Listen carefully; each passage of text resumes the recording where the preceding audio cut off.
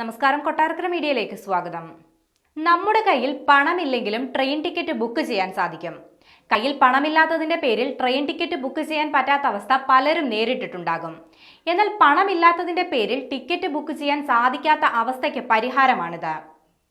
Indian റെയിൽവേയുടെ book now pay later എന്ന സംവിധാനം ഉപയോഗിച്ചാണ് പണം നൽകാതെ ടിക്കറ്റ് ബുക്ക് ചെയ്യാൻ സാധിക്കുന്നത്. ഈ സംവിധാനത്തിലൂടെ ടിക്കറ്റ് എടുത്ത് 14 ദിവസത്തിനുള്ളിൽ പണമടച്ചാൽ മതിയാകും.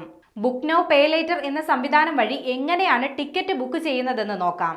ഇതിനായി ആദ്യം ചെയ്യേണ്ടത് IRCTCയുടെ ഔദ്യോഗിക വെബ്സൈറ്റിൽ അക്കൗണ്ട് ലോഗിൻ ചെയ്യുകയാണ്. തുടർന്ന് ബുക്ക് നൗ എന്ന ഓപ്ഷൻ തിരഞ്ഞെടുക്കുക.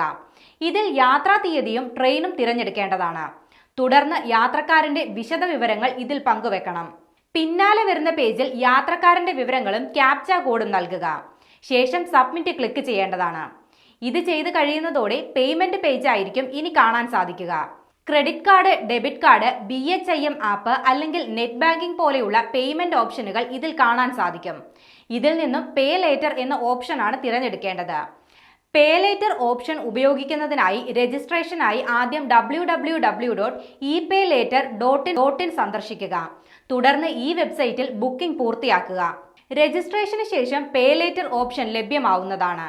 ഇതിൽ മുൻകൂർ പണം നൽകാതെ തന്നെ ബുക്കിംഗ് പൂർത്തീകരിക്കാനും സ്ഥിരീകരിച്ച ടിക്കറ്റ് സുരക്ഷിതമാക്കാനും അനുവദിക്കുന്നു. ബുക്ക് ചെയ്ത് 14 ദിവസത്തിനുള്ളിൽ മുഴുവൻ പണവും ഓൺലൈനായി നൽകണം. ഈ സമയപരിധി കഴിഞ്ഞാണ് പണം അടയ്ക്കുന്നതെങ്കിൽ 3.5% സേവന നിരക്ക് കൂടുതൽ നൽകേണ്ടി വരും. കൃത്യസമയത്ത് പണം അടയ്ക്കുന്നവർക്ക് അധിക നിരക്കുകളൊന്നും തന്നെ നൽകേണ്ടി വരില്ല.